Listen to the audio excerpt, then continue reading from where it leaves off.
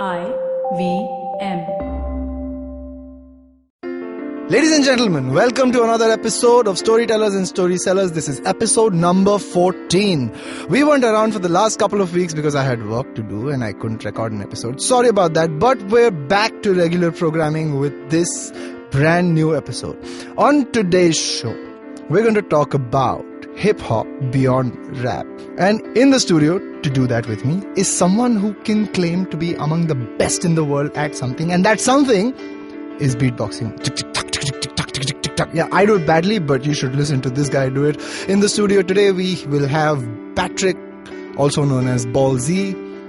Joining Patrick and me is a man who is a revolution in India's underground hip-hop scene.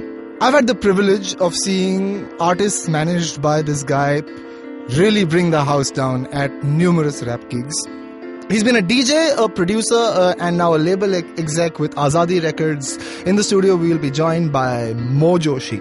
With Mo and Patrick, we talk about the parallels between the Indian and the UK hip-hop scenes, what India can learn, and how the scene can grow further. We also get a lowdown on the basics of beatboxing, how beatboxers actually practice, and we talk about Azadi's contribution to India's scene with artists like Seedhe Maut, Prabdeep, TNS, and Swadesi. So stay tuned to Storytellers and Storysellers. We'll be back with Mo and Patrick right after these messages.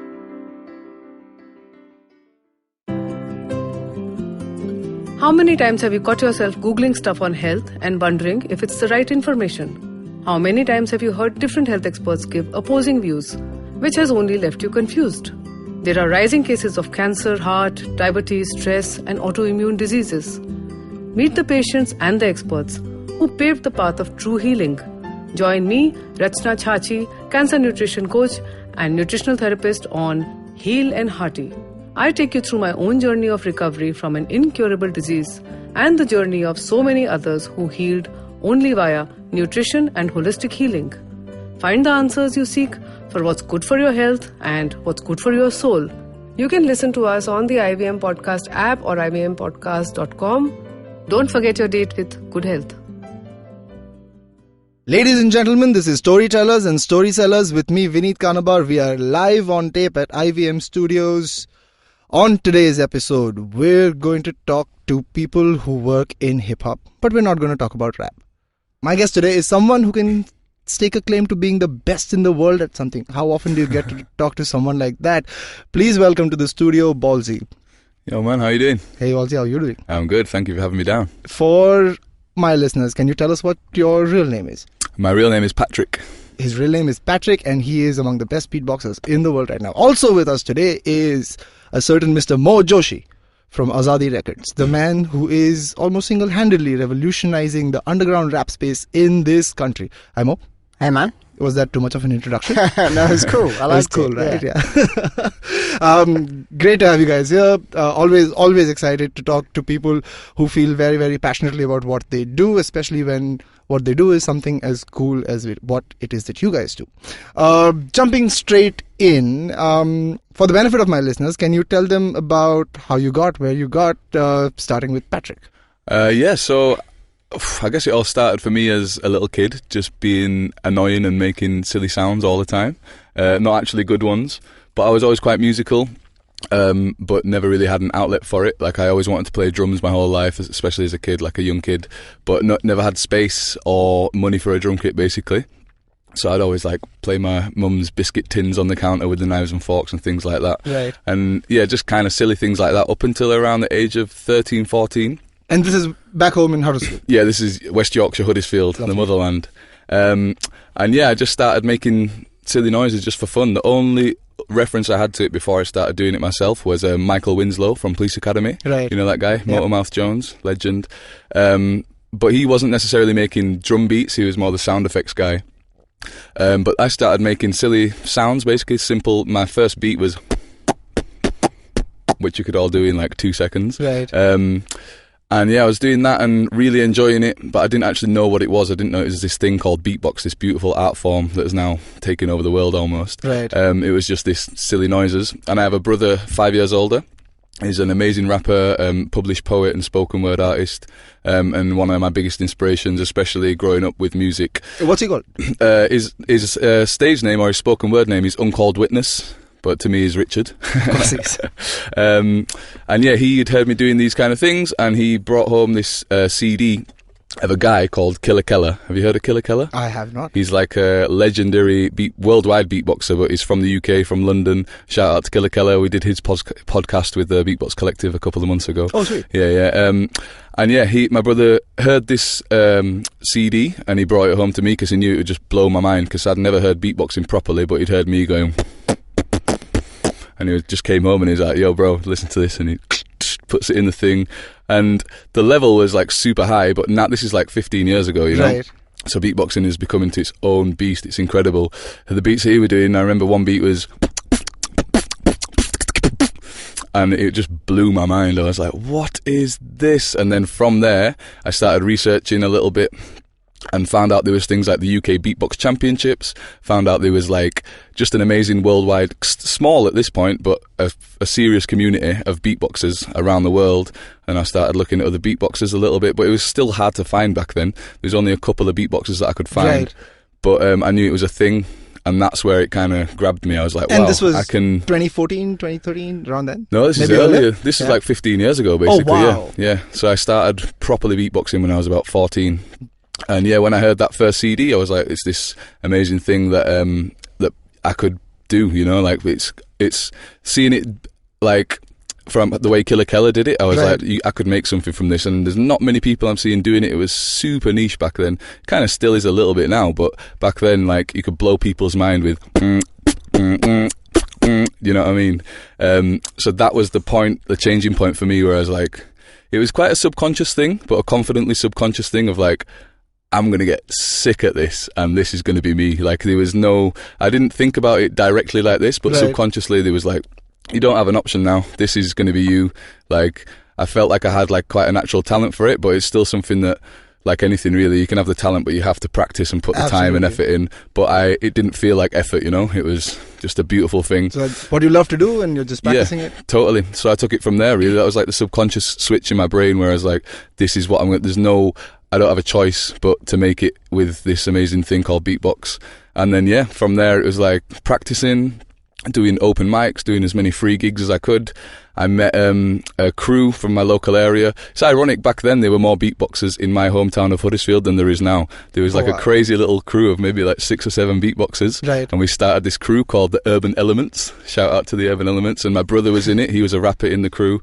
He was the one who introduced me to these guys. And then we started doing gigs and like really small shows, like free gigs, of course. And then, yeah, it kind of just spiraled on from there, doing free gigs and getting a little bit of a local name for myself. And then I'd go over to Leeds or Manchester and do some open mic nights there and meet rappers from there, and then get invited to other gigs. And it all just spiraled on. And then another big changing point was I entered the UK Championships. Right. I actually entered it the first time in 2008. And I lost to who's now one of my best friends, a female called Bellatrix, a girl. She's incredible. She's the female world beatbox champion. And then, yeah, I had a bit of time out from the beatbox scene. I moved to Barcelona just to skate, because I love skateboarding. That's a big part of my life as well. And then, yeah, I was eager to beatbox. So I came back from Barcelona in 2011 to enter the UK Beatbox Championships. And then I won it that year. And then I won it the next 2 years after that. And that's when things really started happening, where I was getting proper gigs, and like I had the bragging rights to say, I'm the UK champion, if you want to book me, instead of like, I'm a random beatboxer, please. But yeah, I could kind of back it up with... You had street cred then? Yeah, and also like the person who's booking you knows it's like safe. It's like, oh, if he's a national champion, then it has to be like to a certain level. And then you're 3-time champion now? Yeah, so that was 2011, 12 and 13. Right. Yeah. And in those years I also won some pretty cool international battles. So one called Grand Beatbox Battle, which is huge now. Like, it's massive. The videos of Grand Beatbox Battle get 2, 3, 4 million views after being uploaded for like a day or two now. Like, the beatbox scene has grown hugely. But yeah, 2012 I won that in Basel, Switzerland. And the same year I won Emperor of the Mic, which is a big competition in Graz, Austria. So those 3 years, especially for me, were like, they set my career almost. You know, I won 3 years in a row, the first person to ever do it, and still to this day, no one's done it. Yeah. I think there's a crew that's done it that's won thrice, but I think you're still remain the only not in person. the UK. Yeah, in around the world, there's some crazy. Like, there's a guy. It depends on the scene as well. You know, some countries have really strong beatbox scenes. If you win the French Championships, you could be like, if you win the French Champs, it's almost guaranteed that if you enter the Worlds, you're going to be in the top 3 or 4. Like, you know what I mean? The past 2 champs have been the world champs have been French. Right. But there's countries where there's not as many beatboxers and the level isn't so high. Not to play it down at all, but there's an amazing guy who's got a super old school style from New Zealand. He's called King Homeboy. He's won the New Zealand Championships, I think, like 9 years in a row. Oh, wow. So he's like 9-time champion, you know. But yeah, back to that. That was like quite a defining 3 years for me, and that just set my career off. And then I get to come to beautiful places like this now and beatbox, so... And get on my podcast. Exactly, and that's where it all started. Exactly. Thank you for that. That's a great introduction. I'll come back to you on the championship, but let me get Mo in. Mo, you spent some time in the UK scene as well, and now you are spending a lot of time in the India scene.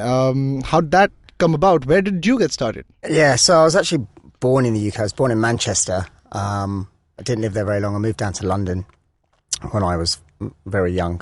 I don't actually remember it. But I started... I kind of fell in love with hip-hop as a young teen, I guess. I wasn't too much into kind of other genres of music. My brother was a massive influence on music because he was a DJ at the time. More kind of drum and bass and jungle, but... What's his name? Manu, yeah. And so we used to share a room, so I used to have to put up with that. But when he wasn't playing...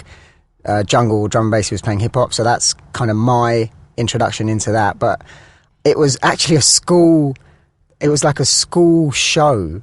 I think we were like 14 or 15, and we did a remake. There's a rapper, he's not around anymore, there's a rapper called Black Rob, and he did a track called Whoa.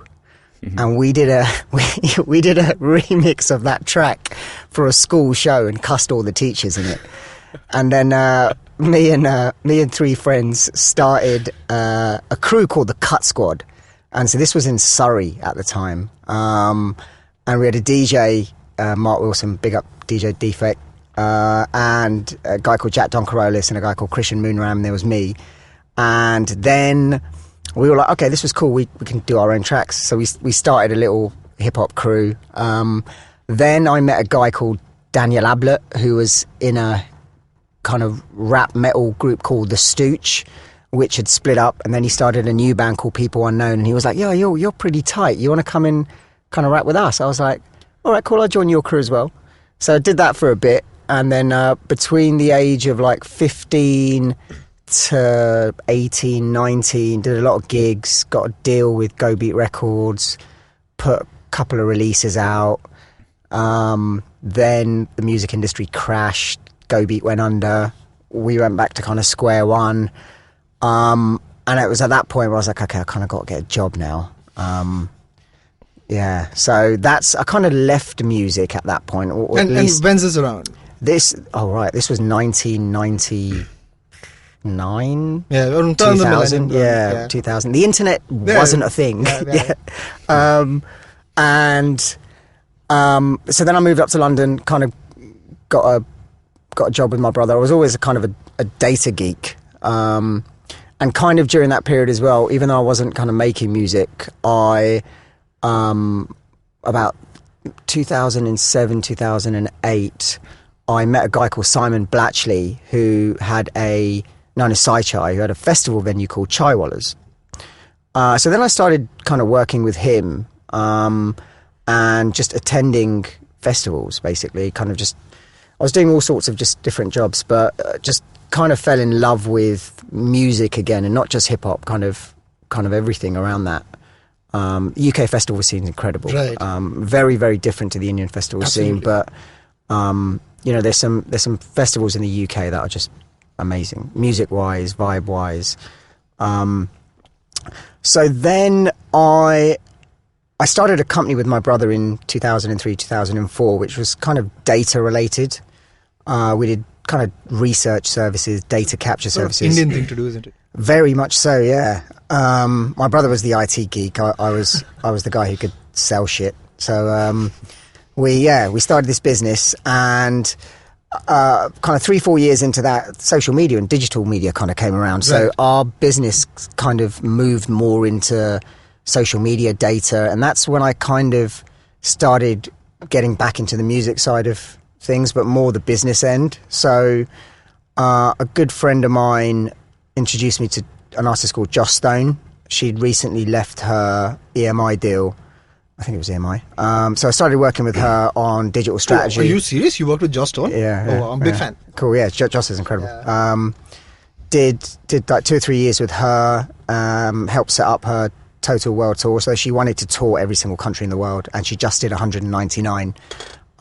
Yes, completely self-funded. Insane. Yeah, I think that's a record in some form. But the 200th country, I think it was Iran, and she got stopped at the border and sent back. But yeah, so kind of did that, and then in 2010-11, I got another friend of mine, a guy called Prash Mistry, who's an incredible producer, engineer, introduced me to a guy called Akala. Again, another independent artist. Just fell in love with his just outlook, his vision, and kind of what he's about. So I started doing. Is that your Kill Killer moment? Yeah, I'd say so. Yeah, like I think my Killer Killer moment was Chaiwalas. It was just seeing music in its kind of rawest form live with some great festy bands that make incredible music but have very little support structure around kind of what they're doing. So kind of going back to Chaiwalas, I helped set up a booking agency called Diplomats of Sound with Sai, and the kind of function of that booking agency was to provide a support structure around festival acts that necessarily don't get many bookings outside of festivals. Right.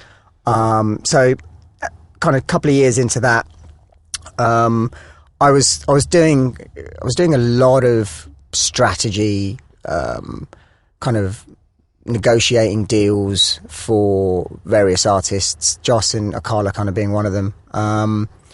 And then I came to India for 3 months for a project for the data company, and then I never left. And that was in mid 2014. And I know I didn't leave because I kind of saw what was happening here on the kind of subculture undercurrent of non-film music. Have you guys seen Swades? Most like the Shah Rukh Khan for music. Oh, really? Yeah, so there's this movie where Shah Rukh Khan is a NASA scientist, because of course he is, right? And comes back to India just for a project, and then he never leaves because he sees what's going on in India, and then he just never leaves. Yeah, it's a compliment. Well, no, thanks. But yeah, that was pretty much it. And I was like, okay, because I saw UK hip hop in the UK, and I saw that turn into. I kind of saw crew culture. I saw garage, grime, jungle, hip hop. Right. And I could just see it happening here. Yeah. I was like, okay, everything that's just happened in the UK and US is going to kind of happen here now. Right. Because early 2000s was when it was starting to sort of overflow out of the US as well, right? I mean, it started getting exported a lot more.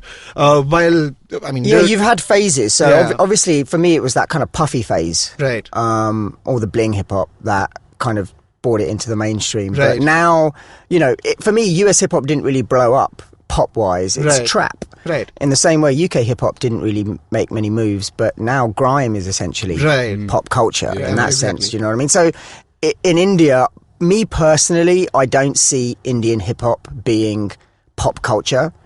I see... You've had a decade plus of massive investment into the electronic scene in India. Right. And now what you've got is this hip-hop scene coming up, and you've got a lot of the people, agencies, artists involved in the electronic scene going, hey, what the just happened? Like... Do you know what I mean? There's hip-hop artists headlining festivals, essentially, that...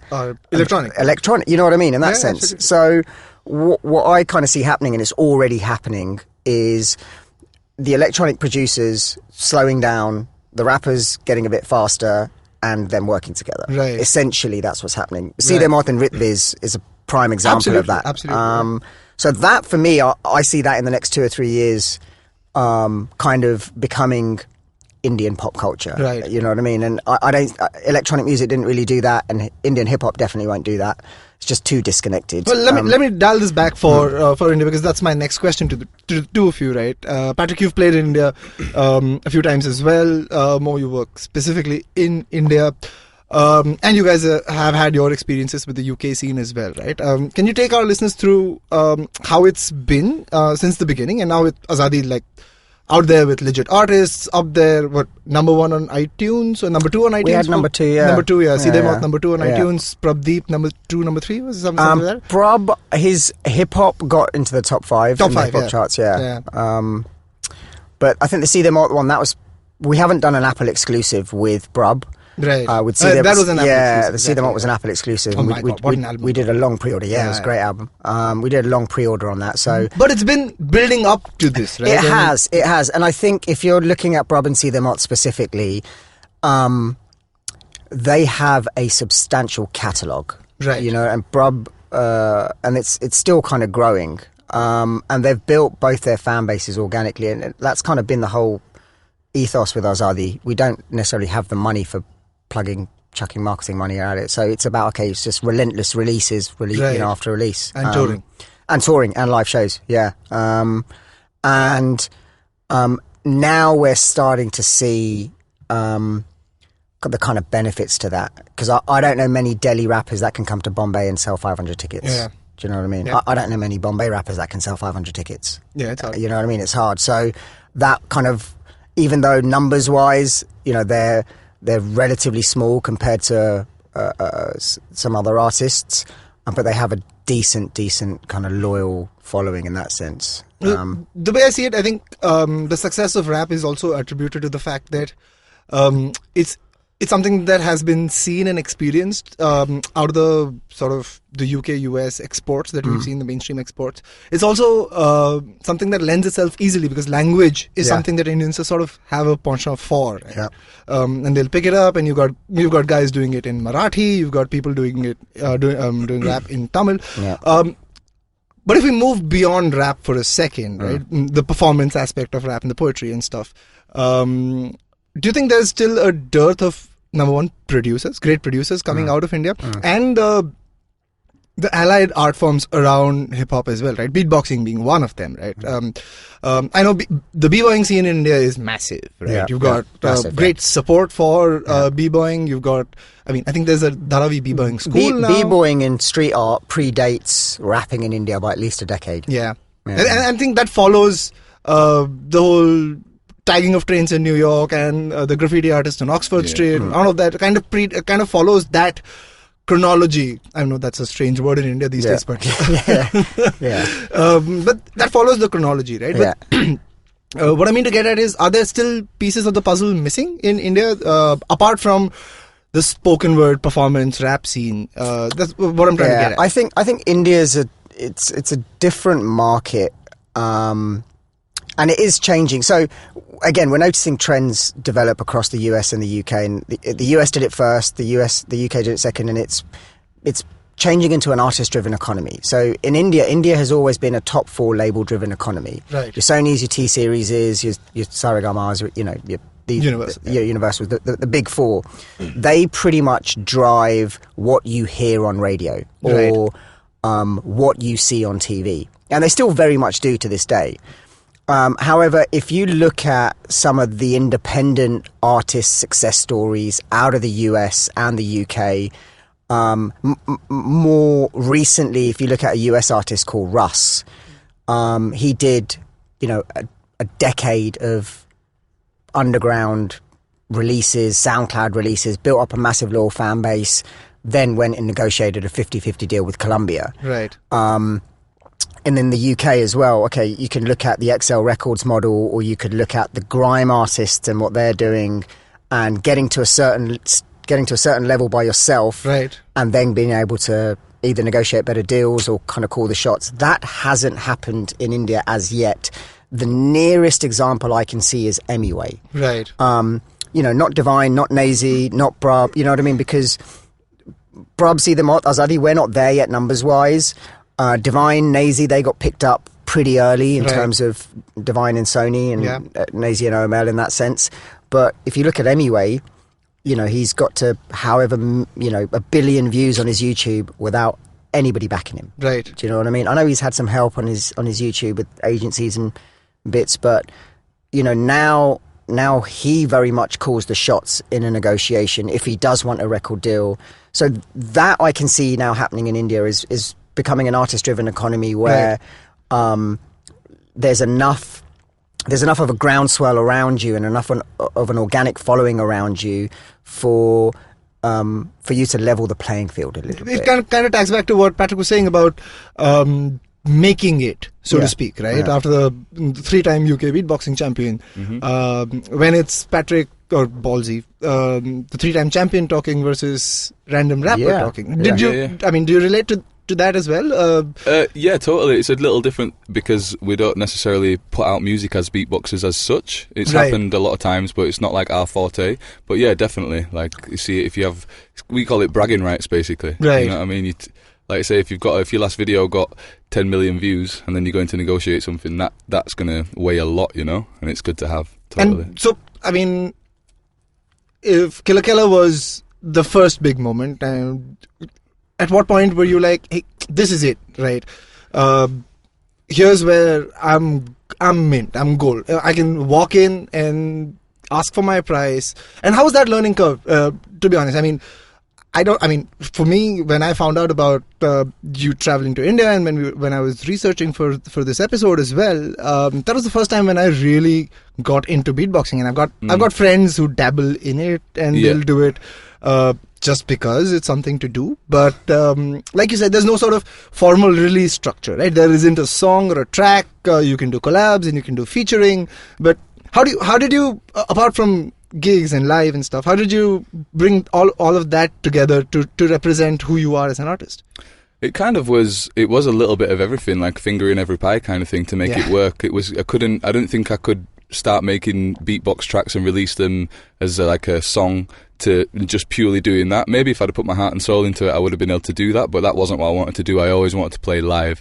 I always loved getting on the stage and showing my talents, like wherever it would be. Like I'd go, especially in the early days, I'd go to raves or hip-hop nights, I'm not playing, I'm not supposed to be on the stage, but I'd be looking at there's a free microphone there, maybe I can jump up and things like that. And yeah, I just kind of took it from there and went with it. So it's, like I say, it's different to releasing music. I've done a little bit of everything, man, over the years. Like, I've had different a cappella groups and hip-hop crews. I've done adverts and, like, lots of live shows. I've done, weird promos. Like, that's the thing with beatbox. It fits into lots of people. Really, it does. And then also when you get, like, a corporate head who's like, ooh, well, we've got a noodle brand. I'm going to book a beatboxer to try and eat these noodles while beatboxing. Like, you get some of the strangest, like, strangest requests, you know? But that, like, builds your character. If you can deal with it, or if you're even strong enough to be like, no, I'm not going to do that, that's like, you know, kind of doesn't look good on the beatbox. It's just like a novelty thing. That was a big part of it. It's getting it from being a novelty of being booked for a 3-minute show as to being booked on a headline festival stage for 30 minutes to an hour. And that's when I started getting those gigs where I'd be playing after, like, before or after an amazing DJ. Then you're like, wow, that was definitely a clicking point. I was like, these guys are thinking of me and my set on those levels next to these guys. I'm definitely doing something right. That was another sparking point. And I mean, what I loved about your act is the fact that it isn't just spitting beats. It's an entire story. There's an entire experience to it. How did that come about for you? I mean, it's very easy to get. I mean, it's a super niche art form, isn't it? Right? I mean, everybody can make sounds with their mouths, and I've been doing it. I mean, I've been driving my wife crazy for the past few days. But and that's when I know that I mean, I might do it in my bathroom, but I'm never going to be a professional. And then there's someone like you who's found a way of doing it, which is insane, right? The whole level up, level down, music setup, that whole story that you're telling. And again, for anybody who's listening, do go to YouTube and check out any of the stuff that he's done. It's nothing like anything you've seen before. I can guarantee you that. And again, I'm a hard man to please. I don't say that about everybody that I see. How did that come about? How did you solidify your act into going beyond beatboxing and almost making it like a beat storytelling thing? It was kind of a natural thing, really, because when you first start beatboxing, you don't learn showmanship. You're in your bedroom going... Exactly. Right. Oh, no. You know what I mean? And like... Lots of beatboxers. He's doing that with his mouth, just so you know, right? Lots of beatboxers in the beginning, they have that kind of, and I did, everybody does, almost, probably not just beatboxers, maybe rappers as well. Some people have that natural, like, James Brown kind of esque on stage, and it's what they're born to do. But a lot of beatboxers, they come from a kind of different place, so a lot of time it's hat down, mic in hand, like, no eye contact with the audience. It's the drummer, right? The drummer's in the background. I see a lot of that archetype flow through into beatboxers. Except with when you get booked as a solo beatboxer, and even if it's just 2 or 3 minutes or like 5-10 minute show at a corporate event or a festival or wherever, a lot of beatboxers in the beginning would put the hat over the right, not consciously, but they just kind of don't interact with the audience because the talent is the talent at the end of the day, and that's what they get booked for. But then you soon realise, I'm doing what I'm doing, and it is super impressive, and there's still loads of people that would come up to them after the show, me as well. I'd have this when I was like that on stage, people coming up going, that was incredible, man, that's one of the best things I've ever heard. That gives you confidence, but there's something missing. Not everybody was like that, right? And I could feel that, and I knew what I was doing. I'd put so much time and effort into it, and I had so much like passion for it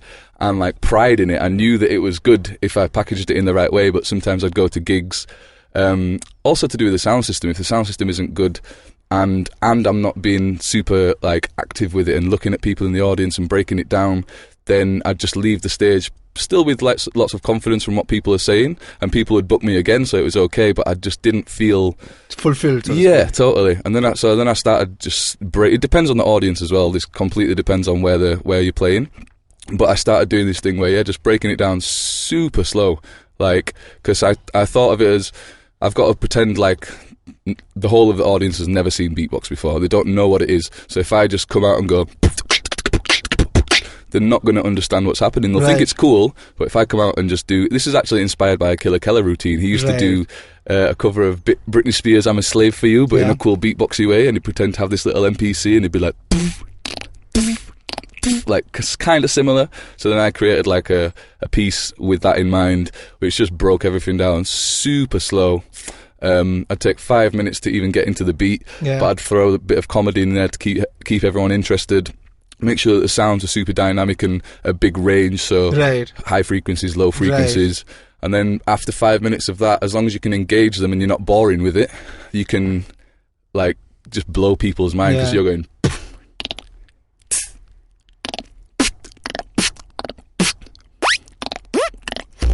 Do you know, and like everyone's like... All with his mouth, And then you go... Oh, that sounds cool. And then you've just got them then you can do the most technical beat in the world, and everybody's heard the kick, the snare and the hi-hat on their own multiple times, so then when you put them in one bar at 180 BPM, they're like, whoa, that's crazy. What just happened? And that's when it started. That's another click of me like, okay, I need to translate it better. I need people to understand what I'm doing. I need them to understand what I'm doing before I can fully show them what I can do, But having said that, if you rock up to Glastonbury Festival at 3 a.m. and go onto the stage and spend 5-10 minutes going, everyone's like, what is going on? Where's the music? So it's a different thing. Like, it depends on your audience. A lot with beatbox, a lot of the time it helps to do that. But if you go to a dedicated music event where lots of people want to hear amazing music, and also a lot of people will have seen beatbox before, and they almost find, especially UK crowds, it can sometimes be hard to please. They'll find it patronising. It's like, I know what you're doing, just get on with it, Yeah. So it depends on the audience. Here I've had a mix. Like, I've played a few different venues. Lots of beatboxers come in to see the gigs, so they know what's up, and I can just get straight into it. But we played a venue, was it like called Stables or so? I can't remember where, somewhere in Bombay, and it was a super family. There was lots of beatboxers that turned up as well, so there was all the beatbox heads that wanted to see the nitty-gritty, hardcore, dope, like bass beats and all that, and straight into it. But there was a crowd there that if I went into that, they were eating the dinner, they'd be like, what is going on here? And Stables is very family, though. Yeah, totally. Amazing sound system, though. It is. I was blown away, So I did that whole thing. I did like this is the beauty of beatbox, you can freestyle through life basically with it. Like, I did a shorter version of that drawn out intro, so the people that were eating and never seen beatbox before could relate to it, but then the beatboxers weren't bored out of their minds for the first 5 minutes of the show, and then I just went into it, and it worked really well. Oh, brilliant. What did you think of Indian beatbox? Indian beatboxers? Yeah. Amazing, man. Yeah, the what's the word? The charisma, the hospitality, the just pure energy and love from the Bombay, the whole India beatbox community. It's amazing. I judged the India Beatbox Championships last year in Bangalore. Right. And same around the world. We have a super special community, but there's something about coming to, especially Asia, like, there's just so much love, man. Even at the gig last night, they all turned up and they're singing to every little lyric or every routine of mine, and then they stayed for the whole night and listened to High Res play like amazing drum and bass, and yeah, just constant love. So I've got a massive, massive, massive soft spot for the India beatbox community. That's great to hear, man. Mo, how's your experience with Indian beatboxing been? Not too much. Not too much to tell you the truth. I know a couple, and I've been fortunate enough we know a lot of the same people. Like you mentioned Bell, me and Bell like go way back. Hobbit, Child, Basics. Beatbox all your boys yeah, basically. yeah. And basically, I did some crew. I did New York with Harry and Lyndon at the Box. Oh yeah, and that was fun. That was fun. Basically, my housemate is a fucking incredible. My ex-housemate is a fucking incredible engineer, incredible musician. Drums, picks up anything, plays it. But he engineers for a guy called Reaps One, who's A, an incredible human, and B, just an amazing beatboxer. I think what he's kind of done for the beatbox community in terms of where he's taken it and the levels. He was at the World Money Forum Summit World. Yeah, he was in Davos beatboxing. But he's now, he had like some MIT scientists plug into his brain and see what happens in the brain when he beatboxes. Yeah, he's gone on some road, it's insane in that sense. So I've been fortunate enough to just be around some really, really dope beatboxers. Do you remember the Boxettes? Yeah, of course. Yeah, so that was kind of Chaiwalla's at a core kind of thing. Can you tell our listeners about this? So Boxettes were essentially a 5-piece female beatbox crew. Oh, sure. Like Votronica. Right, got it. So they did singing and beatboxing like and harmonies. A cappella beatbox. Yeah, but just they blew you away basically. Right. And they're all incredible musicians on their own as well. Right. One of them, Nao, now is a pretty famous singer. Right. Nao, of course. Bell's incredible, multiple time world champion. So coming to India, I don't mean any kind of disrespect to anyone in India and the beatbox scene. I still feel that it's got headroom to grow technically as well as performance-wise. But that's just me because I've seen some great beatboxers.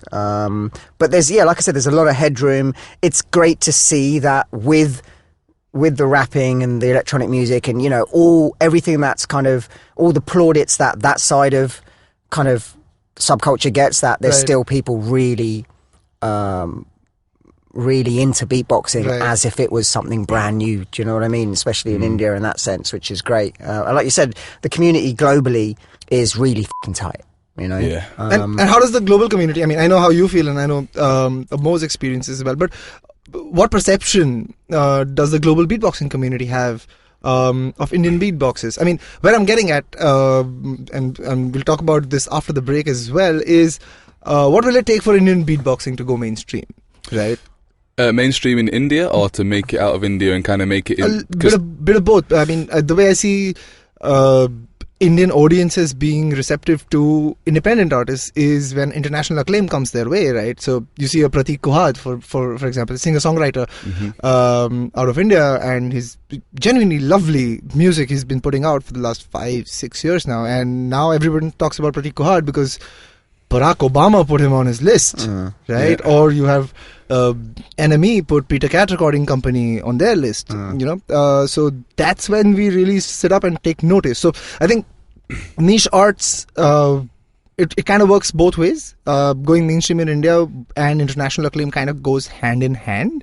But yeah, I mean, my question is very simply is, do we expect it from an Indian beatboxer? Does the international community at this point look at India and be like, hey, there is some real potent talent coming out of it? I think there's some links. So if you look at Indian dals and rags, right, you know what I mean? So there's, and I don't want to go into some whole thesis around it, but if you look at please feel free. but if you look at the kind of hip-hop art forms and relate them back to classical Indian art forms. Right. So you look at Rag, Dal, you look at Kathak, you look at the equivalent to street art, not Rangoli, what was it? The murals that they paint. Yeah, so so there's almost centuries old equivalent of what the hip hoppers are doing now, whether it's beatboxing, whether it's very interesting b-boying. way of looking at it. Well, and I think India historically has a lot of culture within the arts that I think it's kind of built into the sand here, in the water here, in that sense. You know what I mean? So, and just to answer the question, I think it's practice. Do you know what I mean? I think it's putting in the hours to get that international acclaim, because there are a lot of phenomenal beatboxers globally. Do you know what I mean? And it's hard work. I don't know what else you could say. It's hard work. It is hard work, but there's a couple of, in particular, Indian beatboxers that are smashing it at the moment, and some of them have started going to international events. You have the Asia Beatbox Championships in Taiwan, which is amazing, and they always have a solo Indian beatboxer and a tag team. They're always representing there. I'm not sure if anyone has won that one yet from India, but they've been, getting far into the competition, and all the videos are uploaded to this channel called SwissBeatbox.com, which has like 3 million subscribers. It's the biggest beatbox hub on YouTube. But yeah, there's a couple of little standout guys for sure. There's a guy called Dilip. Shout out to Dilip. He's a beatboxer from Bangalore, and he's crazy. And he went to, there's this event in Poland called the Swiss Beatbox Camp, or maybe the World Beatbox Camp. Anyway, and they have battles there. They have these 7 to smoke battles, which is like b-boy style. You have to win 7 in a row. Just 1 round each.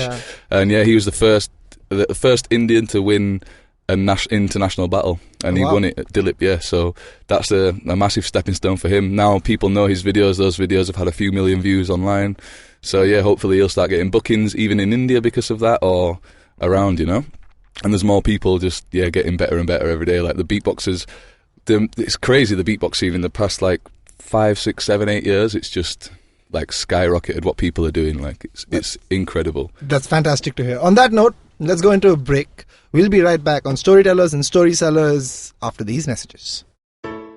Hey everybody, welcome to another awesome, amazing week on the IVM Podcast Network. If you aren't following us on social media, please do. We're IVM Podcast on Twitter, Facebook, and Instagram. We'd like to thank our sponsors this week, HDFC Life and Paytm Money. Sponsors make this stuff possible. If you work for a brand which you think would benefit from sponsoring the show on IVM, please do reach out to us. We appreciate that.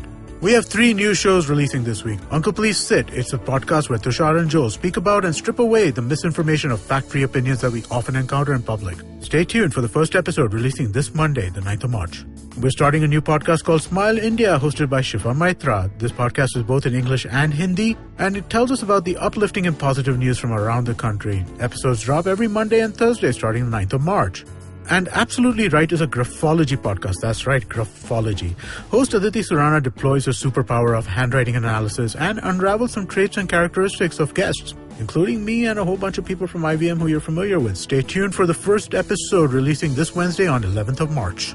On Cyrus Says, Cyrus is joined by film, television, and theater actor Namit Das. They talk about working in the industry and him coming from a family of musicians. Also, guys, remember, this week, Cyrus Says celebrates his 500th episode. That's right, 500. I can't believe I'm saying those words. 500. Listen to us talk about it on Cock and Bull this Thursday. It's, 500. Last week on Cock and Bull, Cyrus, along with myself and Antarish, were joined by Shreyas Manohar. We discussed the global spread of coronavirus, how it relates to Indians hugging, and a lot more. This week on Paisa Vaisa, Anupam talks with Amay Kulkarni, founder at Candor Investing, about forensic investments. On Ganatantra, Saryu and Alok are joined by Dr. Manisha Priyam of CFAR to talk about the politics of Delhi and the rise of the Aam Aadmi Party. On Beyond Cliché, Almas talks to fitness model Jyoti Solanki about bodybuilding as a sport and what stereotypes women face in it. On Agla Station Adulthood, Ayushi and Ritasha talk about coming of rage and coming of age. On IVM Live, Ritika, Alika and Antarish welcome new producer at IVM, Sumit, to discuss their ultimate fantasy jobs. Don't miss Sumit's first ever recommendation on the show. And with that, let's get you on with your show. Back on Storytellers and Story Sellers with Patrick, Ballzee, and Mo Joshi. How are you guys doing? I'm all right. I'm good. Yeah, Fantastic. feeling good after the break? Yeah, really good. Before the break, we talked about getting into beatboxing. We talked about Mo's journey from the UK over to India. I want to continue talking about beatboxing and hip hop in general in India. I want to get started with Mo, and I'm going to ask you something that I'm sure you'll understand where it's coming from. But what's the most India thing that has happened to you at Azadi? And you know what I mean when I say India thing. When I first, because I've been coming to India every year since I was born. My parents used to drag me out here for summer holidays. I used to fucking hate it. And then I started coming to India without my parents, obviously. And Clearly you hate it. Yeah. Well, no, because then I was and look, India's, for somebody that's born in the UK and as a 14, 15, 12-year-old coming to India back in 1990, it was very different. Right. Do you know what I mean? But obviously as India developed and I got older and started coming without my parents, I started seeing different sides to India. It's kind of where I am. But when moving here and living here, the first kind of year, 18 months, I wouldn't say it was difficult. I was difficult just because India moves at a different pace. Right. A yes doesn't always mean yes. A no doesn't always mean no. And, just, it was simple things that really used to irritate me and it used to wind me up. But I've learned to kind of deal with it. I've learned to kind of take the positives, because there are a hell of a lot of positives living in India. And I suppose what I would tend to see as negatives aren't necessarily negatives here because it's just done differently. Right. Do you know what I mean? And I'm trying to give you an example. It's just life. It moves at a different pace. And, I just think one thing that I've accepted is mediocrity is par here.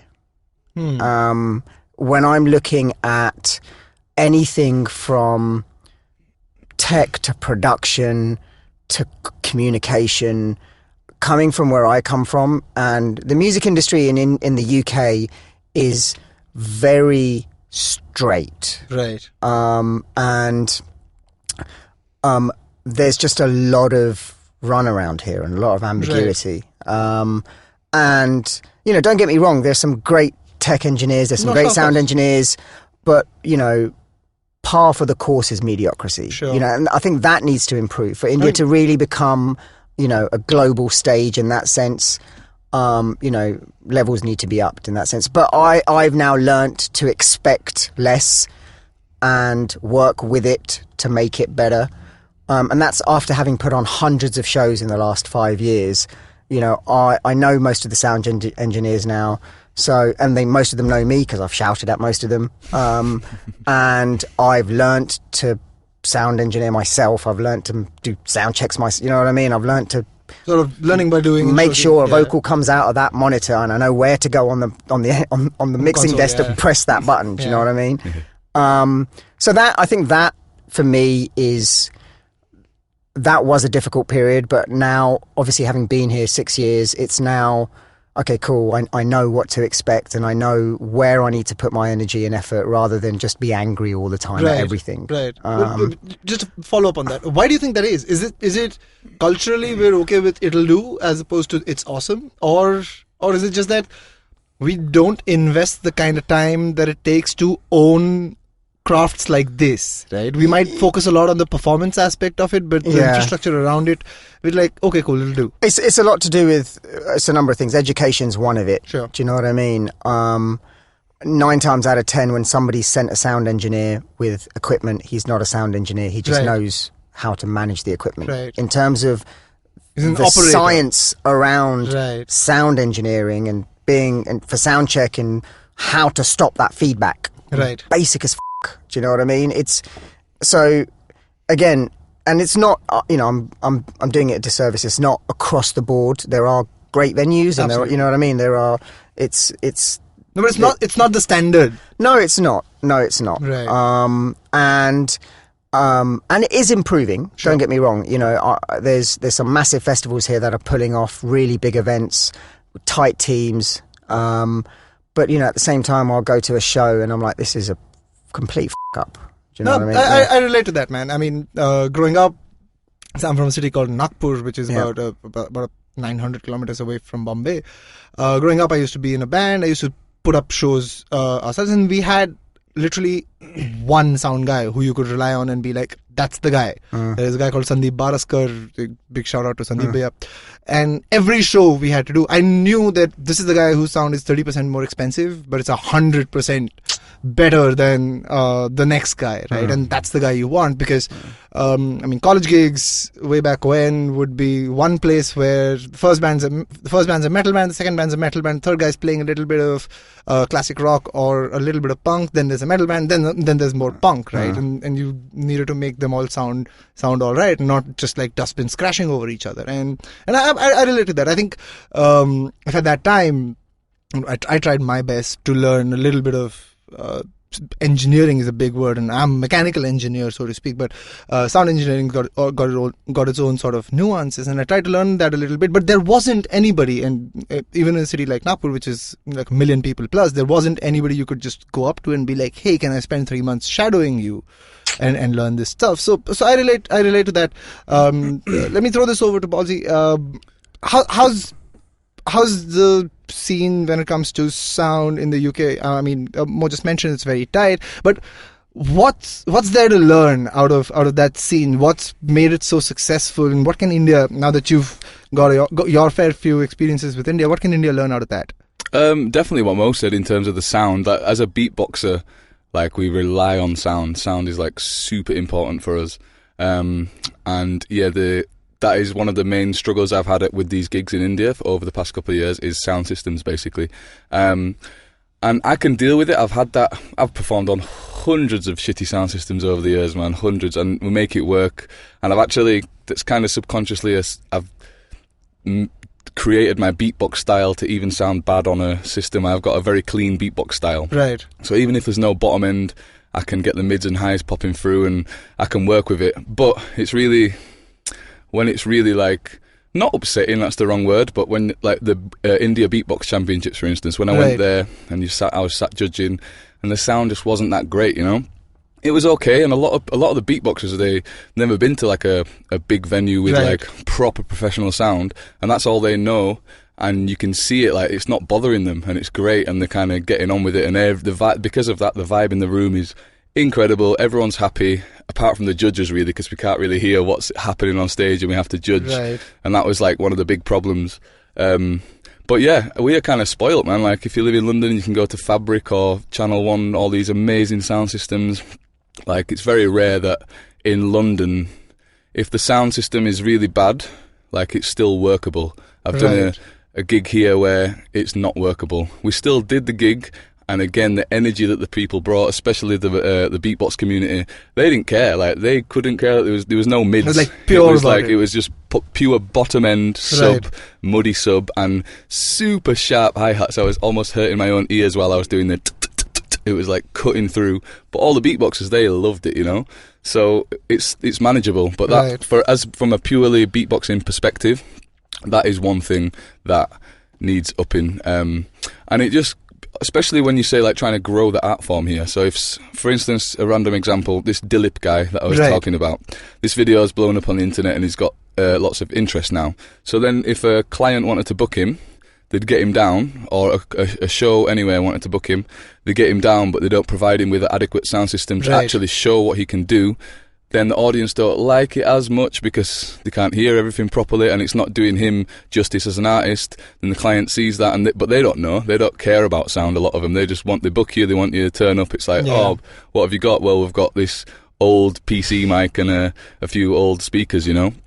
And then it kind of stumps his progression a little bit, because he's doing everything right. He's working hard on his beats. He's doing super original beats. He's going to international places and smashing it with good sound. But then he comes back to India and he tries to show off his skills, and it's just not translating as well because the sound isn't backing him up. And that's disappointing. So, yeah, totally. I've tried to sum it. Yeah, I've tried to sum it. Like, for me, it's attention to detail, and the people, the venues, the companies, you know, the artists, the managers that I've seen become successful here have attention to detail. Do you know what I mean? They can preempt, okay, I need 5 days before the show, I need to follow up on this. 2 days before the show, I need to follow up on this. I need to get to the venue 2 hours before anybody else to make sure that if we do need to replace a system, there's enough time to call another sound. We, at Azadi, this is something that we've kind of instilled into anyone that's either tour managing or sound engineering for us. Our tech ride is 7 pages long. Wow. And okay, that might be a bit overkill, but we've covered everything in it, from the type of PA, the number of channels, the number of monitors needed, stage diagram, input list. And because that's an international, I haven't written that. I've taken an international tech writer of Dr. Dre or somebody, and I've made it into what we need. Do you know what I mean? Just because just because we've covered all the bases.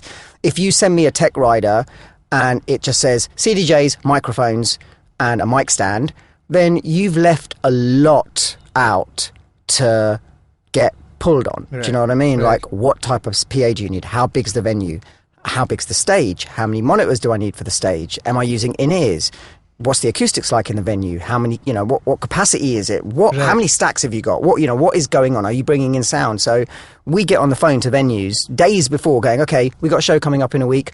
What's your system? What have you got? Make, model. Okay, no, that's not going to work. Okay, that will work. Can you get in 3 extra speakers? Can you do this?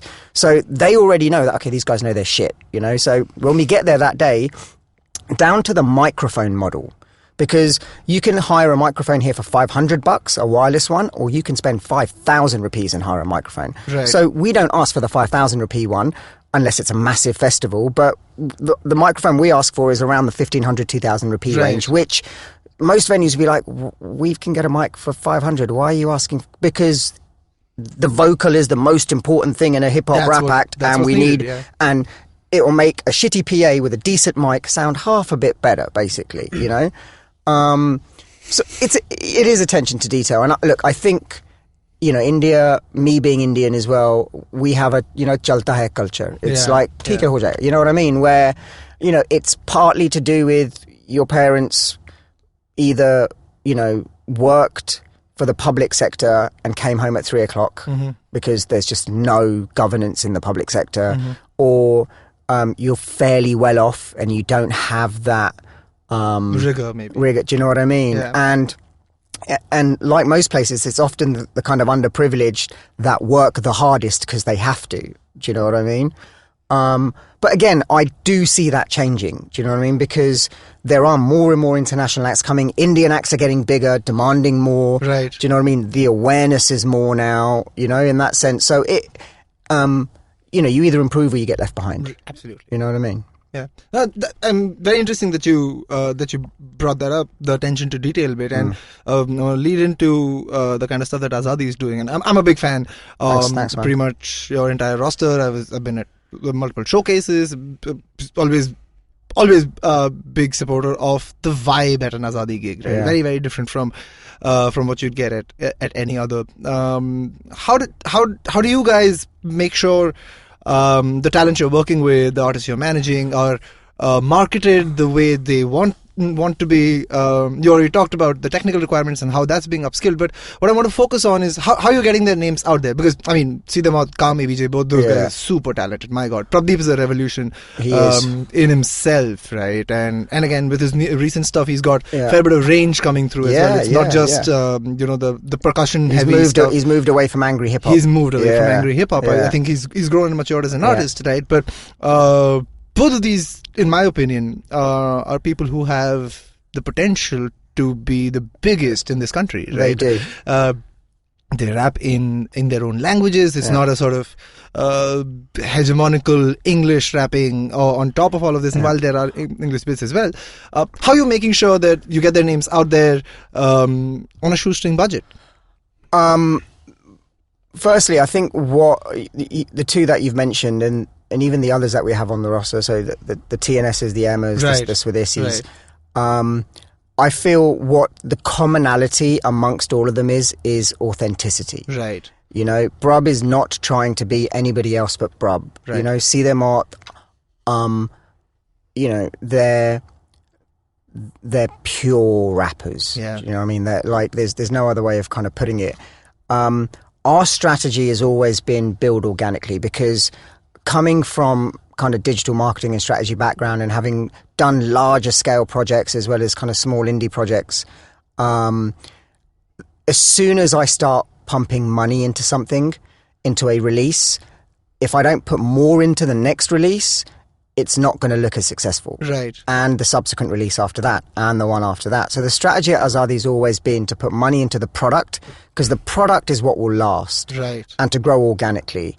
So right now we've put out 35 releases, which consists of 105 tracks and 28 music videos in just about 2 years. Wow. And we could have done half that amount and put the other money that we spent on the catalogue into the marketing of half that amount, but it still wouldn't have made a difference. We don't have... Look, nowadays you need 5 lakhs plus to market a single on a minimum budget. Right. Just to cut through the noise. Do you know what I mean? Absolutely. So we've always grown the fan base organically by catalogue, as in putting out releases, and by touring extensively. Just 100 shows a year, small, big, whatever. Because I know those 5 people that found us at this show because their friend dragged them, the connection there is much more real than seeing an ad pop up. Right. And then clicking on the ad. Right. Do you know what I mean? Because, and one thing that I've always wanted to do, and we will still do it, is I want all these boys to get to 40, 50,000 on Instagram without spending a penny. Right. Because that is their army. If you've got 40, 50,000 on Instagram and you haven't spent a penny on it, that is one loyal fan base. Oh, do you know what I mean? Absolutely. The boys are all 20 plus-ish now in that sense, growing at a ridiculous... See, they might just did 100K on their video in just under 72 hours. Wow. Compare that to the last video, took them 11 days. Right. Do you know what I mean? So this is the kind of stuff that... And I, you know... And what gives me hope is, you know... You ask any rapper in this country, who are your favourite rappers, and they're either going to say Prabdeep or See Them Up. Right. You know what I mean? So that kind of gives me the confidence to know that, okay, what we're doing is right in that sense. Where we have put in money into marketing is to reach our own audience, right. which is fucking stupid. But okay, we've got 20,000 on Instagram.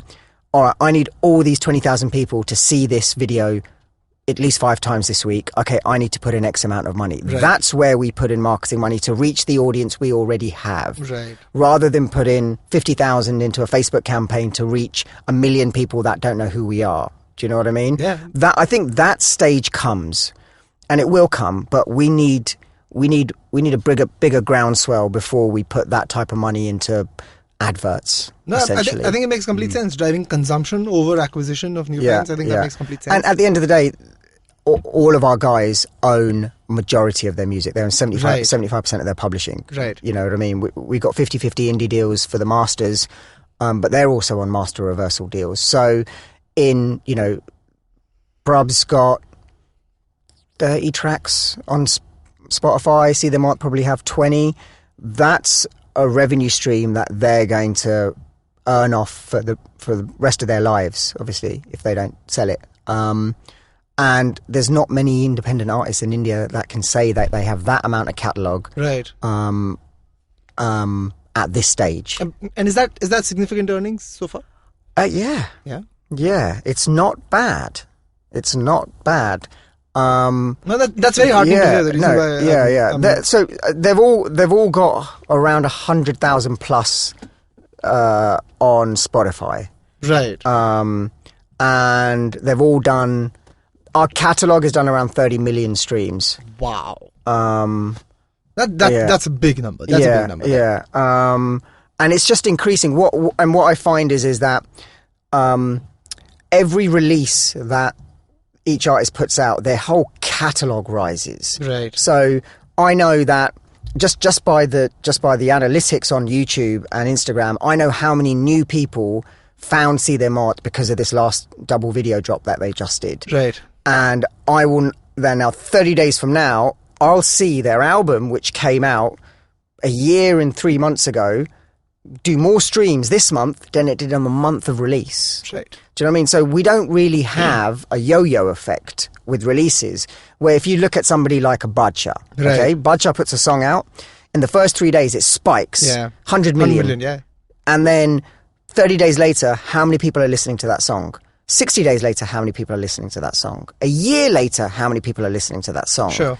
With us, it's completely different. With us, there's a 4, 5, 6, 7% rise every month on the whole catalogue. Right. So, Brub's album that he put out in October 2017 is now being streamed more than it ever was in 2017. Do you know what I mean? And I don't mind that steady growth because we own everything. We haven't sold any of our catalogue publishing or anyone to any third party. And B, it just shows the headroom that I know that, okay, Brub has 100,000 active listeners. See them all have 100,000 active listeners on Spotify. And I'm looking at another artist in the same kind of space going, okay, well, he's on 500,000 or he's on 1 million. You know what I mean? I know, and they're similar, and I know my guys are just as good. Right. Cool. So we just keep, same model, keep plugging away, keep knowing doing the same that there's thing. more of an audience for it. Yeah, completely. Yeah. Patrick, is your experience similar? I mean, how did you go about marketing? Do you work with management? Is it all sort of done yourself? I've never really spent a penny on anything like that. I've just always done it quite organically through videos. I was big on Facebook before Instagram became a thing, 5-6 years ago. Right. And I moved over to Instagram. I still plug from my Facebook, but yeah, I love the organic growth and I love the word of mouth kind of thing. And when it got to Facebook, I used to use that a hell of a lot. And then it got to the point where unless I'm posting like a cool video that's going to get a lot of shares straight away, I kind of have a love-hate relationship with Facebook because you could have 50, 60,000 fans on there or followers and you type doing a show in Bombay tonight, 10 p.m, blah, blah, blah, and it reaches 65 people. Yeah. And you're like, what the fuck? These people have taken the time to like my page, to follow what I'm doing. And now they're not being seen anything unless I pay for people to see like exactly what you just said.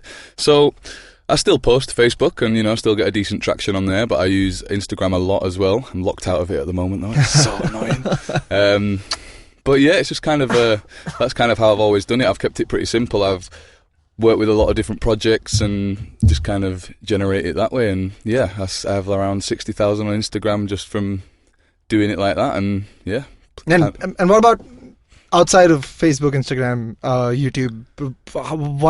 How have you made sure that coming to a Ballzee gig is an experience for people outside of experiencing the performance itself? Well, again, like I do have a YouTube page and I've uploaded a few videos. Again, I haven't uploaded a YouTube video in like maybe 3 or 4 years. Oh wow! But I do so many gigs that people will, and it's silly because I'm missing out on the whole YouTube revenue thing. Right. But at the same time, I've never really invested my time into it, so I can't complain. But people are shooting videos of me and then they're gaining traction. So there was one from a show I did in New Jersey last year. Some random account, it didn't have many followers or anything, but he uploaded this video and it's on like 20 million views now. Yeah. And I know the one you're talking about. Then I get work through that because people see it and then they book me because of that. And I know I always shoot myself. I'm like, it's silly. Why don't I just have this page with that? But this video, I never would have uploaded that. It's from it's a really... To say it's got 20 million views, it's kind of surprising. It's from a crowd. It's like super shaky. It's on a phone. Yeah, when the bass hits, the guy just moves around. Yeah. But maybe that's why, Yeah. That's the authenticity I think that Mo was talking about. Yeah, it doesn't have to be too produced. Maybe. Totally. Whenever it gets into that side of things, I always get a bit not soul destroyed, but just like I want to do the creative stuff, but then I also kick myself. I'm like, man, if I just focused on this, and this for a year, I could just smash it. But at the same time, I'm having such an amazing time doing this, and I've got so many things in the pipeline at the moment, which I'd rather focus on that, at the moment.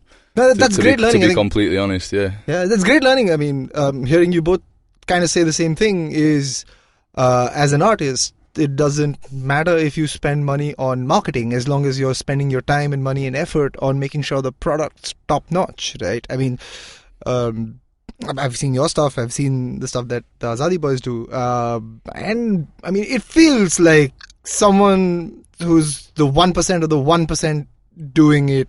It's that kind of quality. And once you have that quality, like I mentioned to you earlier, right? I mean, I found your stuff while I was researching for this podcast. I must have sent it to like 40 people, right? And that's invaluable. No advertising is going to get you that, because advertising is going to be like, oh, hey, this is Azadi Records, we've got a new album coming out, see them out, put it out there, but it's still coming from a source, whereas when a listener or when an advocate sends it out, you've got not just the credibility of the artist going through, but also of the person who's sending it to you.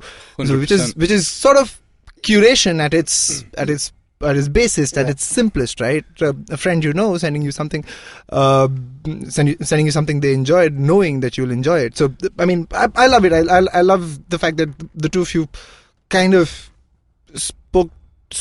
we're on the same page truth, there, spoke to that truth on the same page. Exactly. It's interesting. You said you obviously come to an Azadi show. You've been to a few Azadi shows. So I think you should be able to tell the difference of why we are. Oh, absolutely. How we are in that sense. Do you know what I mean? And look, I feel that it's not a coincidence that we put together a label with these artists together, and it's funnily enough, it's called A&Ring. You know what I mean?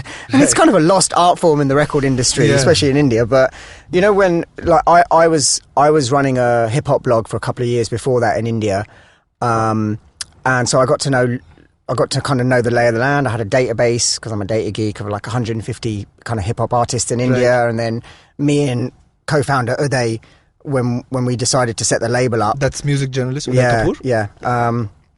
When we decided to set the label up, we literally started putting these names aside, going, okay, Brub, yes. See Them Out, yes. TNS, yes. Do you know what I mean? And the whole purpose was A, to provide a support structure, but B, to provide a decent cross-section of what's happening in India. So we've got 8 languages on the roster.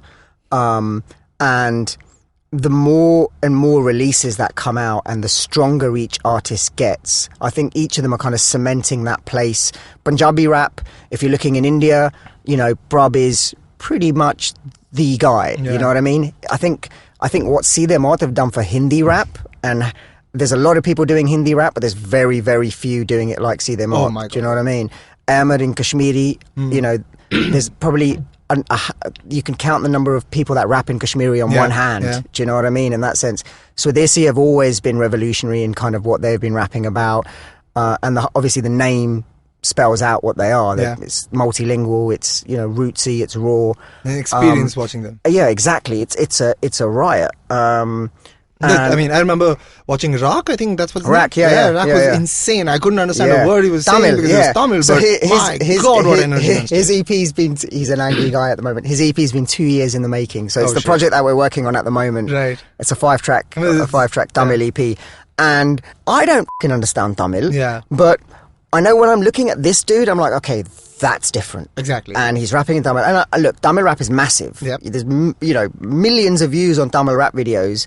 But and I don't get. When I saw this guy, I saw it was like a horrorcore rap video. It's called Ill, and that's when I first saw him. I was like, yo, this is ill. This is ridiculous. Like, do you know what I mean? Like, when I met him, I was like, okay, cool, we're doing this label thing. You want to come? He was just like, yeah, okay. Like, I'm not doing anything else. Right. So yeah, man, the most unassuming rap performance I've ever seen. I think he was wearing like a bush shirt.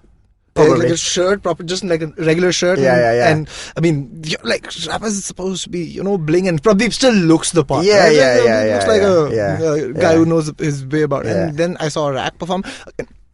Don't know what he's saying. Really enjoying what he's doing. Yeah. And he's just wearing. He's out there wearing like a bush shirt and jeans and stuff. The cutest, best, nicest. I see. So much fun. The vision of the label was done in steps for me, because obviously I come from UK crew culture, garage, grime, drum and bass, and when I was growing up, although there was hip hop crews, but it was more the kind of garage crews. So I kind of wanted to adopt that within hip hop here, and that was the whole idea around starting the label, was to have all the artists on one stage at one time and not knowing what song's coming next. Right. And so when we first did the Azadi showcase, it was everybody had 20 minutes and then they kind of went off in the second one and third one. I was like, okay, then we all sat down. I was like, okay, now this one, we're going to create a set. Now we all have catalogue. We're going to create a set list of 90 minutes and you're just going to come on and off. And if you want to stay and back his vocals up, and because they all know each other's lyrics now, and that's what ended up kind of happening, is you'd have 7 different rap artists on the same stage backing somebody up in a different language. That's so much energy. Yeah, it's vibe. Man. Yeah, it's incredible. Man. Yeah. I mean, so the last one that I was at was when Web of Bandhu. Weber Bandhu rapped with Siri and D. This was Above the Habitat. Okay. Yeah, that okay. one. Okay. I mean, I remember staying way back when. This has been a year. Yeah, that was a while ago. Did you come to? to Car Social? Were you at the second anniversary? No, I wasn't. I missed that one. That actually. was mental. Yeah. Yeah. I heard. That was absolutely mental. Yeah. But I mean, I'm sure the vibe of an Azadi gig. I mean, and if you get a chance, if you I do was just saying he's something, going to Pune tomorrow, but we'll get him back. Yeah. Yeah, I saw my first India hip hop gig Yeah. 3 nights ago Right. in Mumbai. It was Swadesi. Yeah, amazing. Okay, Like, that's energy a was good introduction. Crazy. Again, I mean, you guys talking about all these languages and some I don't understand any of them, but I was still like, man. And every time we finished a sentence, the whole crowd were like. Like you could just see it was hitting home, you know. And even though I didn't understand it, I was like, oh yeah, like the vibe in the room was crazy. Yeah. Some of these guys, they really like it hits home like nothing else. Yeah. Some That's the stuff. thing, because all the Indian languages, they're so descriptive, and just for a kid hearing rap, because he's grown up 50 Cent and Eminem, but just hearing like Sean Or Paul. language some words that you're like, yo, he put that in a rap, like. Yeah. It's crazy, and just the references. So I think what See Them Arthur kind of known for is the references they put in their lyrics. So they'll reference like Vidic. So like he'll say, you know, like Vidic had him in his pocket. Yeah. You know, like football reference. So they'll put football reference in Hindi and say Vidic's name, and everybody will be like, yo, that's fucking... Nobody's kind of done that on a rap level in India kind of thing. I definitely got that vibe in the room. Like I said, I couldn't understand anything, but people that were around, my Indian friends, they were all like, these guys, man, da-da-da, and everyone was just speaking super highly of them, the things they're talking about and the music they're releasing. Like, I could feel the energy in the room of like, these guys are fucking superstars, man. Like they're smashing it and everyone's loving it, you know? Yeah, they just put an album out. They just put an album out called Chitavani. So if you haven't heard that, go check it out. Go check it out right away. Patrick, you spoke about soul destroying a little while ago. How's it working with brands? Oh, it depends on the brand. Yeah? It really depends on the brand. But yeah, I've done a lot of random things like that over the years. Some have been super cool ideas, like I can't even think of one right now, but yeah, just random. What have I done? Working with brands. Did you do that car advert? Did you? Yeah, there you go. That's a great example. I've seen that. That was fucking sick. So yeah, I've brain then. I've done so many random things. It's hard to pick but this is a great example. Yeah, we did sponsored by I think it was when Chevrolet was first season they sponsored the Man United kit. Right. They wanted to promote that connection. Yeah. So they got, I can't remember, it was Hernandez. Yeah, I'm a United fan, so I remember seeing that. Oh, I'm a United fan too. Hey, Hernandez, the keeper, I can't remember his name. I stopped De Gea. watching football. No, not De Gea. This was like maybe 4 years ago. It might have been De Gea. I think it was De Gea. It was De Gea. Yeah. Lingard. Yeah. Anyway, a few Oh, players. it's Lindegaard. No, It's Anders Lindegaard. Lingard. No. Anders Lindegaard. He had a time with United as Yeah, well. he did. But I think you're talking about Jesse Lingard? Yeah, Jesse Lingard. Yeah, Yeah, quite possible. And That kind of computes as well because Yeah. Jesse is big in the. Anyway, we rocked hockey. up to Old Trafford and they kitted us out in these full Man United training kits, and it was me, my boy MC Zaini, and Reeps One.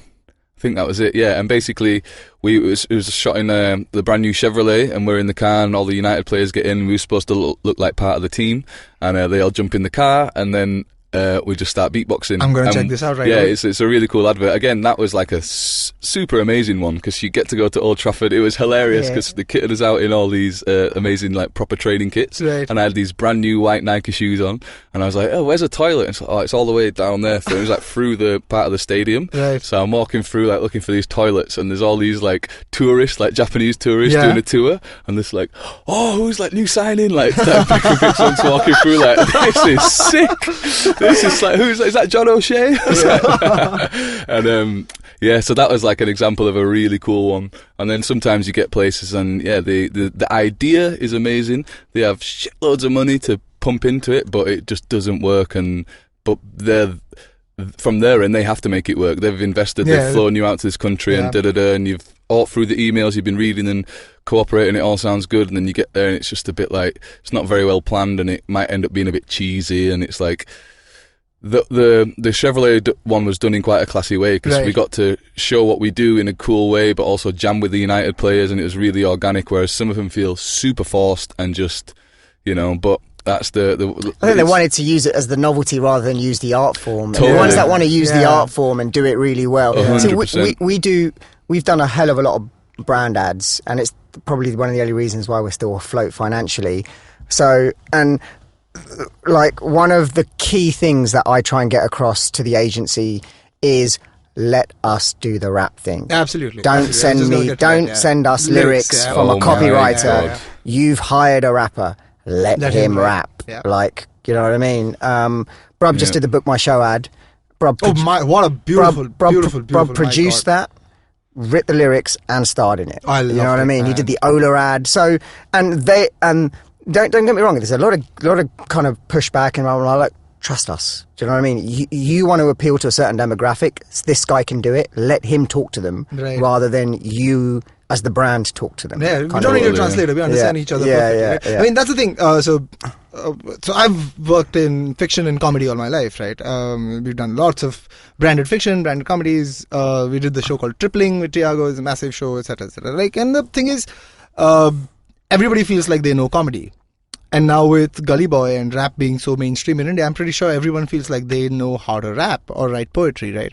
And I mean, I know enough and more people with embarrassing poetry that they've written all their life. That latent talent tends to come out when they've got a briefer write-up. And I was talking to Chaitanya from Gully Gang about doing something with them, and he had the same thing to say. He was like, bro, everything's great, but do you think the brand's going to send me lyrics? And I was like, I'm going to make sure as much as possible that they don't send you a single word of lyrics. But that's the fear. No, we what I say to them is send me keywords, send me your hashtags, exactly, yeah. Send me vibe, send me a reference. Cool, then let us come back to you. And 9.5 times out of 10, what we send them, they're like, okay, this is great. Yeah. Do you know what I mean? Yeah, we get it. Can you change this word? Yeah. Can you update this? Can you not use that metaphor? Sure. And otherwise we're good. Do you know what I mean? Yeah.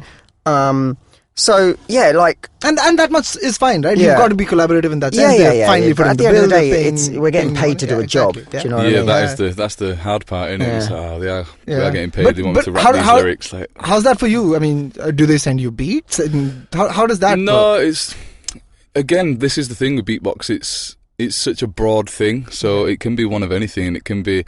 I've rocked up to like a corporate gig before. It's different to branding, but it's gone from a corporate gig to technically branding because they'd want to put you in something stupid like wear this and go and beatbox, and you're like, I'm not going to do that. You know, it doesn't make sense. You need that authenticness of the artist to come through. You need them to do it. Like, did you see the Maestro Sainsbury's advert a few years ago? A famous UK hip hop rapper. He did like an amazing advert for this big shopping centre in supermarket in the UK called Sainsbury's, but the advert was incredible, and everyone, whether you were into rap or not, my mum was like, have you seen that new Sainsbury's advert with that rapper on it? And it was totally his style. And if they obviously gave him keywords, get this, and it was all about, you know, produce and stuff. Sure. And if they wrote it, it would have been the cheesiest, deadest thing in the world, and a few people would have liked it, but it wouldn't have blown up like it did.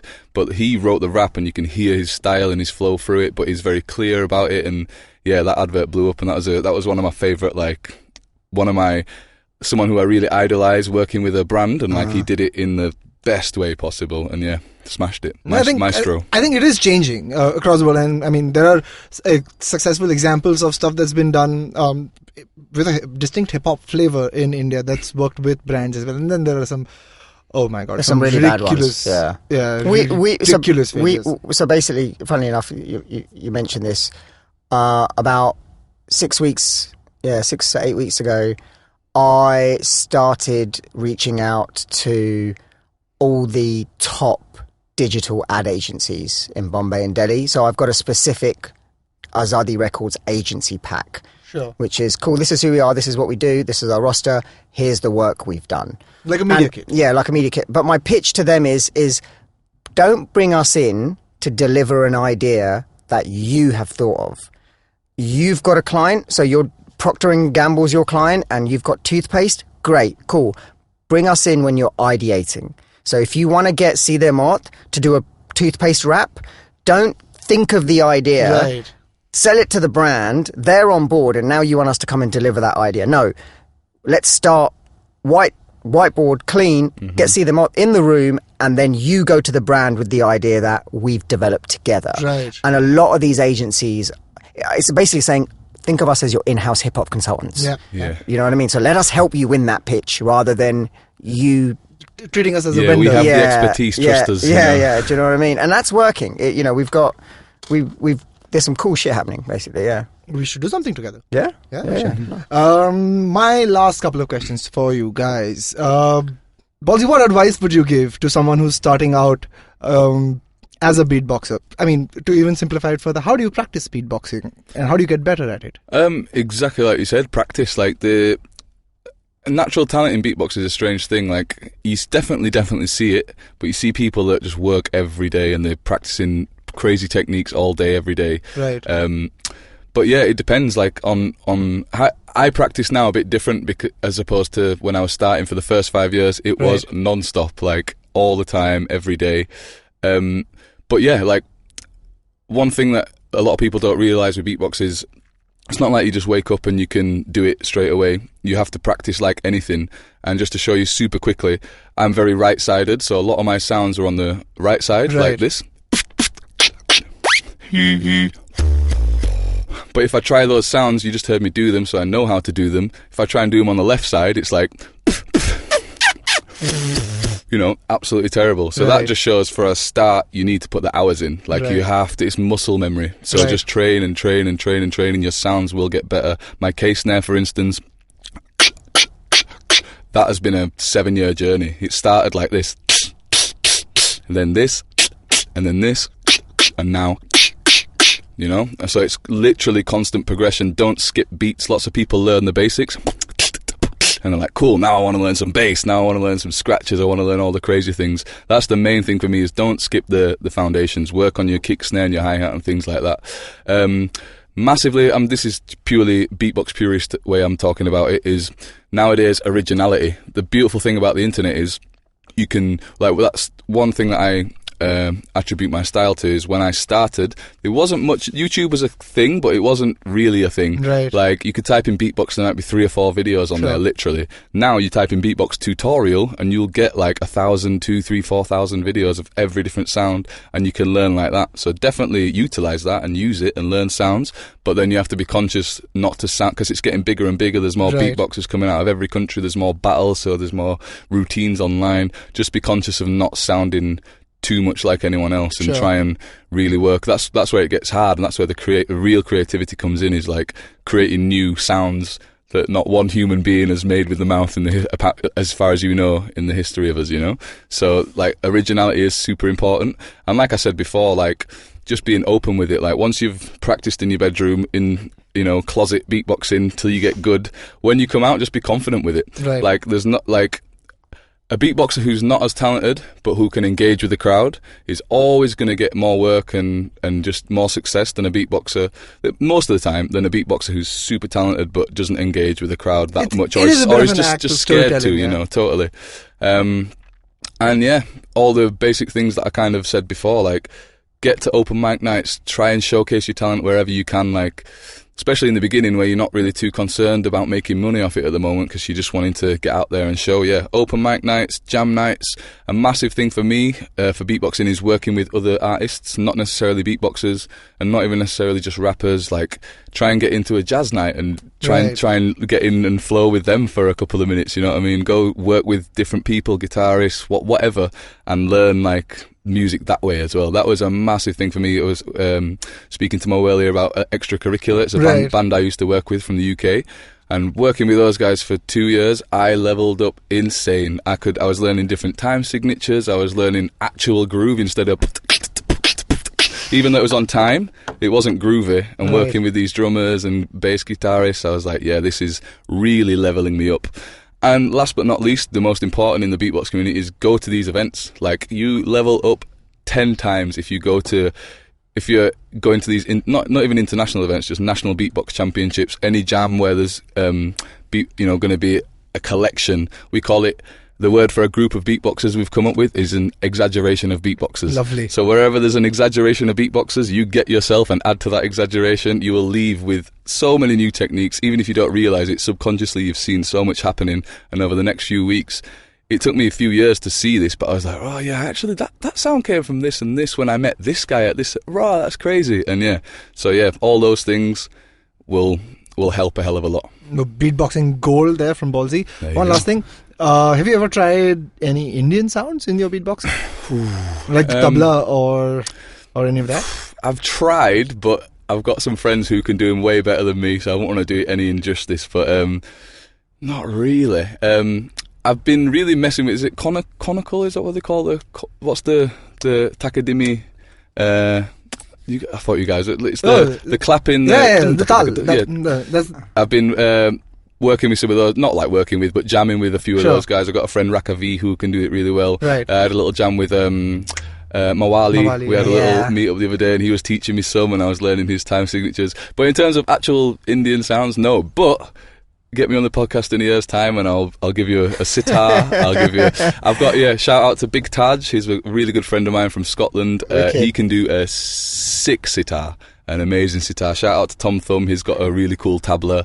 And I wouldn't even want to try and give it a go. I just embarrass myself. I'm making a note for a year from now to have you back here. Used to cover Daj when I was running this hip hop blog. He's a wicked dude, man. I love Wicked Big dude. Taj, He's from Scotland, isn't he? Yeah. Wicked dude. Yeah, man. Over to more though.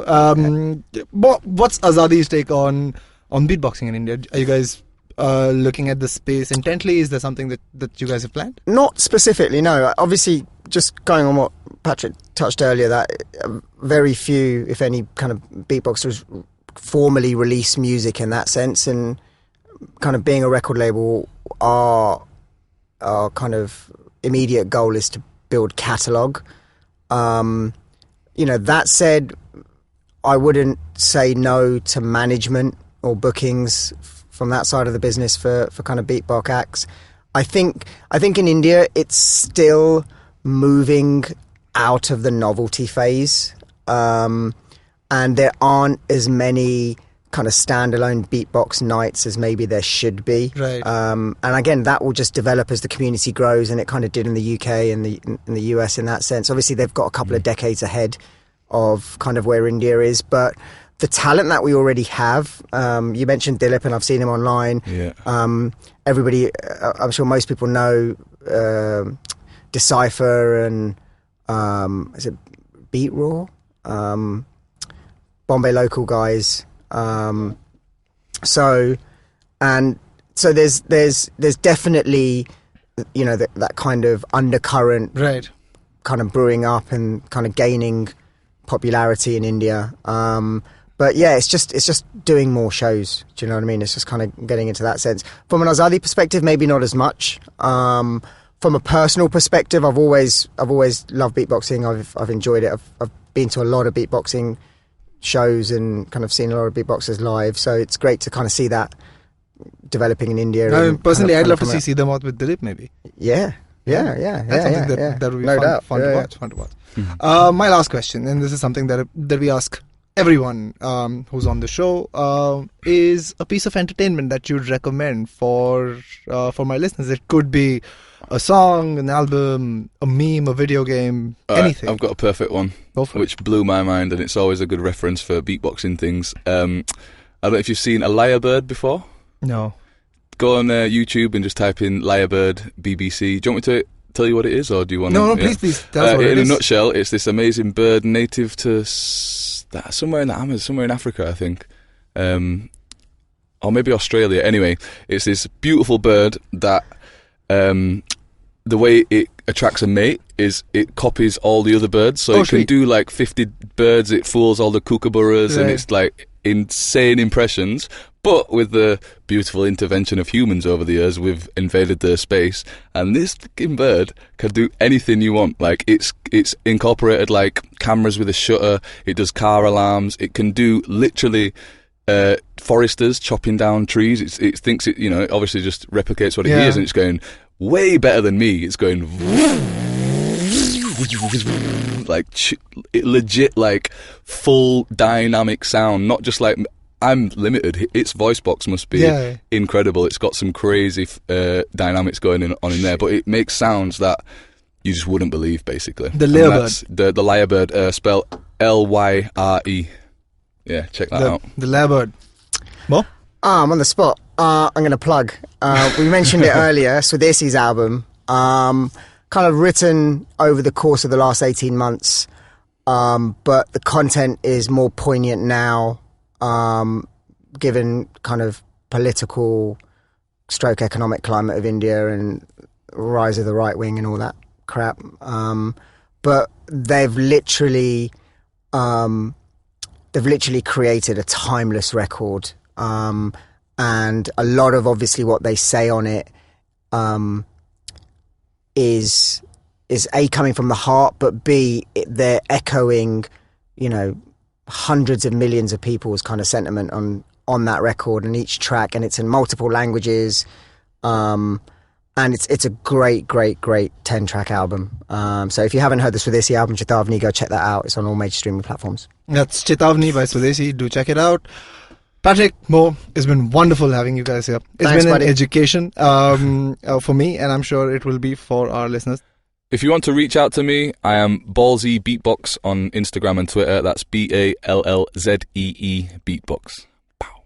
If you want to reach out to me, I am Mo Styles UK on all social media. That's MOSTYLES UK. Thank you so much for making the time. Great evening spent talking to you guys about the scene. This is Vineet Kanabar saying good night. This has been Storytellers and Storysellers. Hi, I'm Sarayu Natarajan. And I'm Alok Prasanna Kumar. And we are the hosts of the Ganatantra podcast. On this podcast, we speak to academics, social scientists, journalists and activists to find out what's actually going on in Indian politics. On this podcast, we stay away from personality politics, intrigue and gossip, and instead focus on the data, research and analysis that drives all this. So tune in to the Ganatantra podcast, where new episodes are out every Wednesday on the IVM Podcast app, website, or wherever you listen to your podcasts.